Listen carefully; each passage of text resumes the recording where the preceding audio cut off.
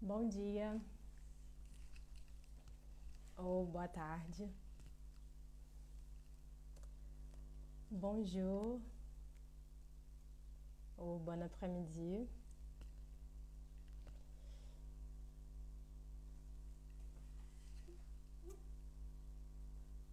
Il y a une lumière ici. Il n'est pas très bien.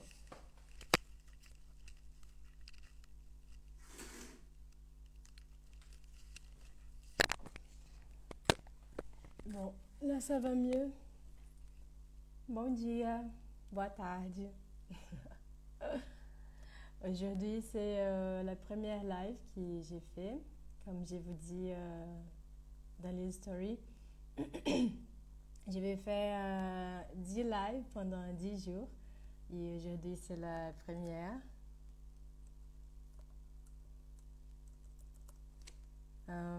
Merci beaucoup d'être venu.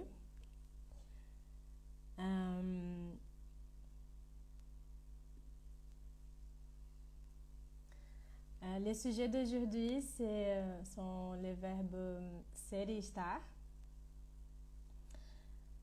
Et la principale différence entre les verbes ser et estar, c'est que le verbe ser, c'est un verbe qu'on utilise plus pour les choses permanentes. Et par exemple, je peux dire je suis brésilienne. Eu sou brasileira. Eu sou brasileira. Je suis brésilienne. Et du coup, c'est ma nationalité et ça ne change pas. Donc, on va utiliser le verbe ser et pas le verbe estar, qui c'est plus pour les choses temporaires, qui on va voir d'ici peu. On va voir après. Mais du coup, on va voir d'abord le verbe ser. On va voir la conjugaison.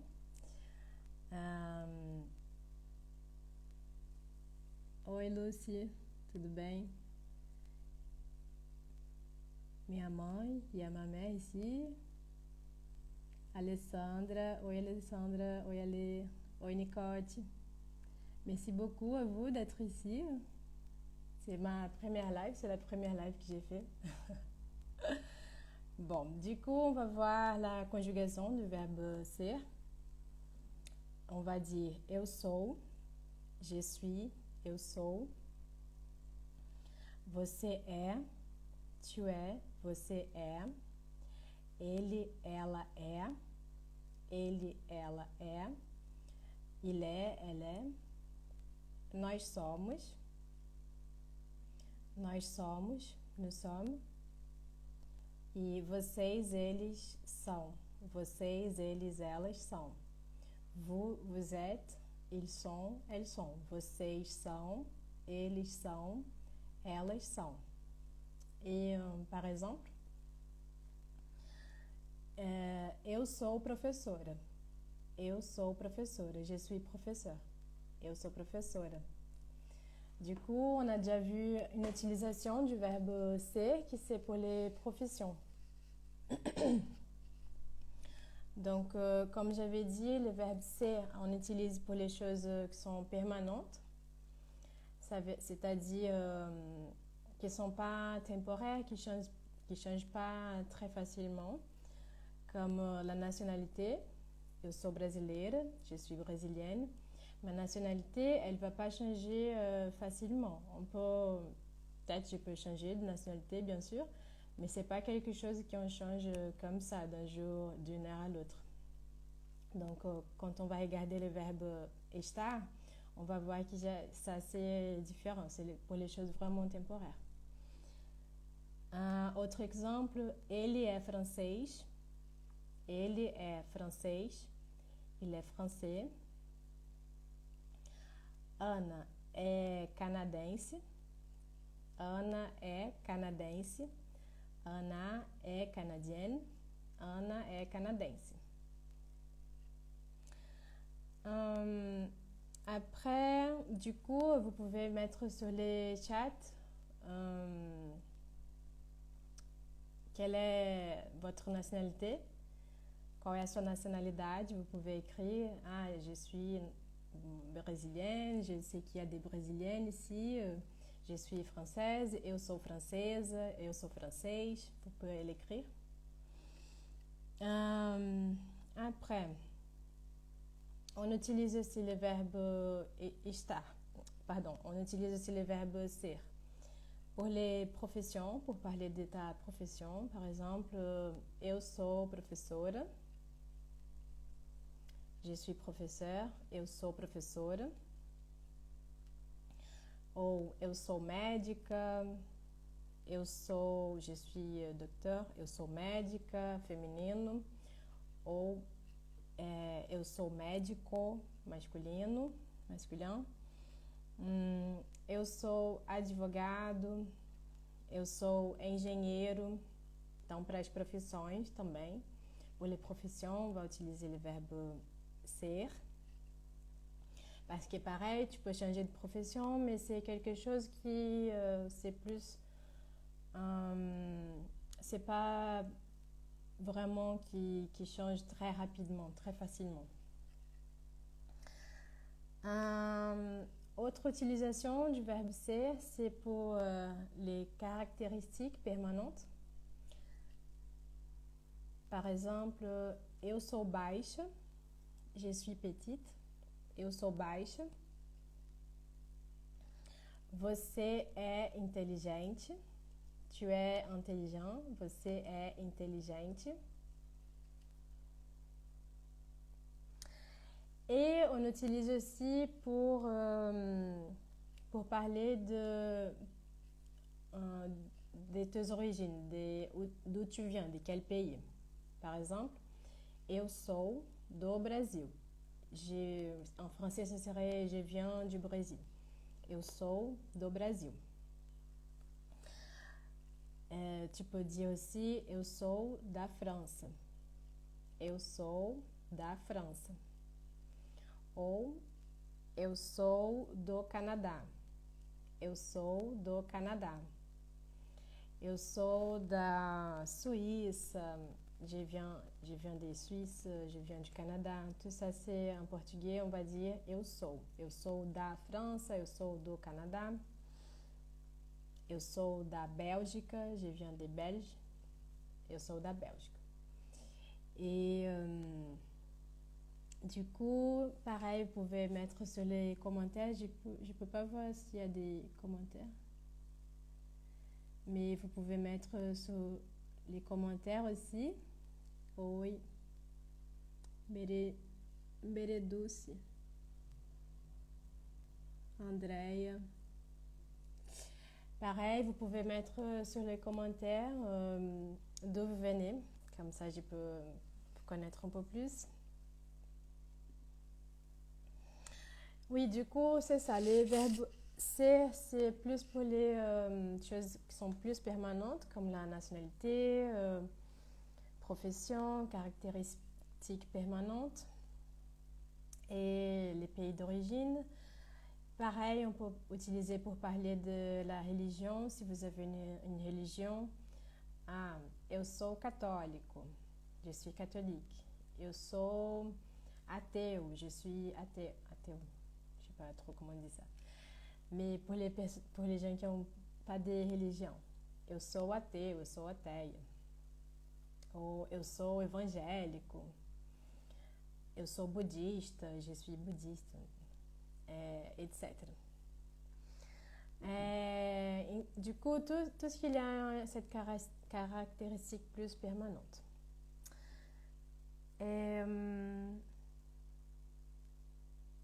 On peut utiliser aussi pour parler de préférences politiques. On peut dire eu sou de esquerda, je suis gauche. Eu sou de direita, je suis de droite. Eu sou centre. Et même si ça peut changer, normalement pendant une période, on a une position politique, non?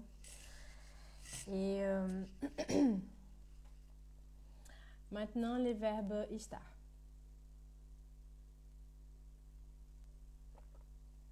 Estar, on utilise pour les choses qui sont plus temporaires.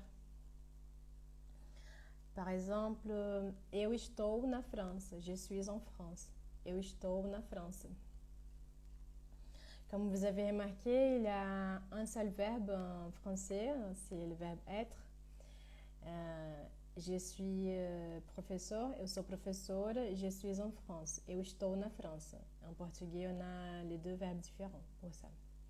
C'est ça les problèmes, c'est pour ça que c'est un peu problématique, non? Et du coup, on va voir la conjugaison du verbe estar. Eu estou, je suis, eu estou. Você está, tu es. Você está. Ele, ela está. Ele, ela está. Il est, elle est. Nós estamos. Nós estamos. On est. Nous sommes. E vocês estão. Vous êtes. Vocês estão. Eles, elas estão. Eles, elas estão. Ils sont. Elles sont.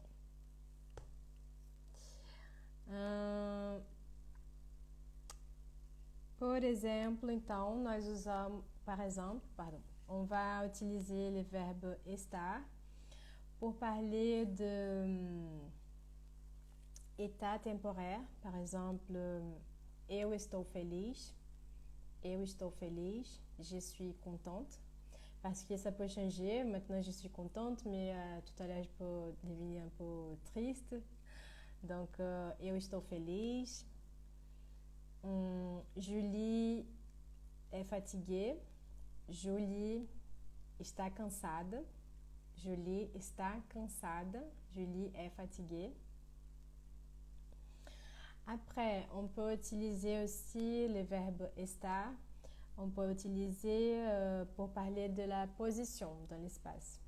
Pour position. Par exemple, o livro está na mesa. O livro está na mesa. Le bouquin est sur la table. Le livre est sur la table. O livro está na mesa. O celular está na sala. O celular está na sala. Le portable est dans le salon. O celular está na sala.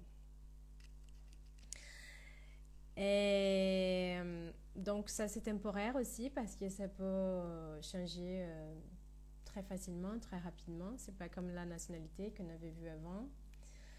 Et notre utilisation aussi, c'est pour la localisation géographique. Par exemple, eu estou em casa. Eu estou em casa. Je suis à la maison. Eu estou em casa. Eu estou na França. Eu estou na França. Je suis en France. Eu estou na França. Meus amigos estão no Brasil. Mes amis sont au Brésil. Meus amigos estão no Brasil. Et vous aussi, vous pouvez mettre sur les chats où vous êtes. Comme ça, je peux savoir. Et après, on va utiliser aussi le verbe estar pour parler de la météo. Par exemple, hoje está quente. Hoje está quente. Il fait chaud aujourd'hui. Hoje está quente. Não está frio. Il fait pas froid. Não está frio. Du coup, en portugais, on va utiliser le verbe estar pour parler de la météo. On n'utilise pas le verbe faire. Enfin, après, oui, ça dépend. Mais en général, par exemple, il fait chaud, en portugais, on dirait está quente. Mais après, il y a d'autres façons de dire aussi. Tranquille? Vous avez des questions pour l'instant?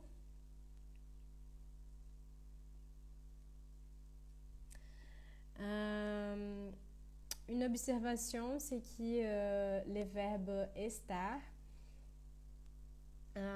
On coupe le verbe estar pour parler. Par exemple, eu estou, eu tô. Comme je suis en France, eu estou na França, on dirait plus eu tô na França. Eu tô na França. Você está, on dit você tá. Ele tá, ela tá. Donc, ele está em São Paulo, ele tá em São Paulo. Il est à São Paulo. Ele tá em São Paulo. C'est informel ça, mais c'est comme ça qu'on dit. On ne dit pas les verbes complets. Ele tá em São Paulo. Você tá bem? Tu vas bien? Você tá bem? En place de você está bem, on dirait plus você tá bem. Ok?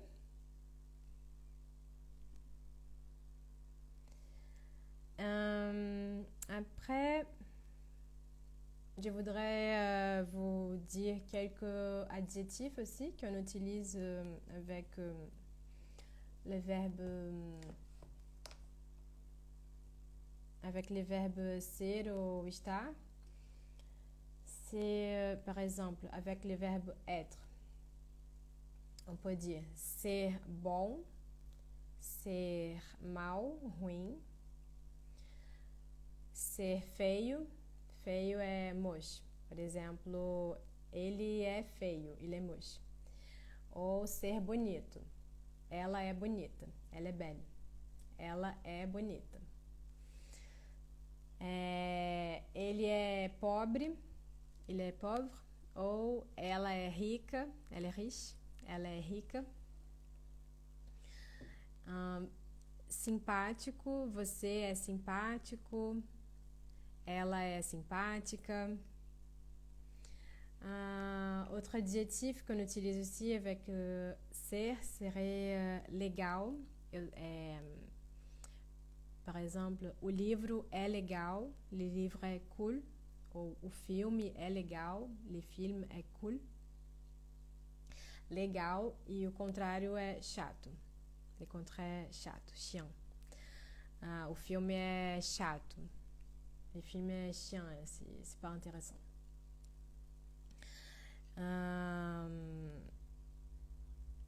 Et avec le verbe estar, il y a quelques adjectifs aussi qu'on utilise souvent avec le verbe estar.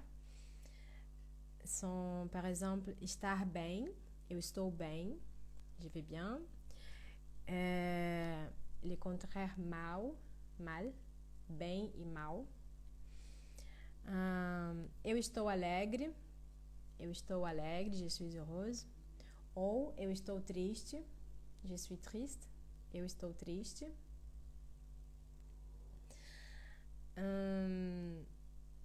Eu estou animada, je suis excitée, eu estou animada.